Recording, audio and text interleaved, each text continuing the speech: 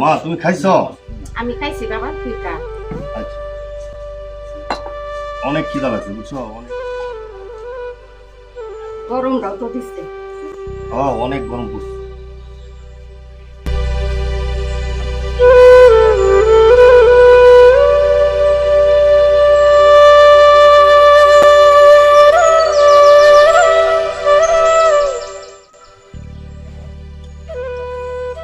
মা, তোমারে একটা কথা কইবার চাইছিলাম।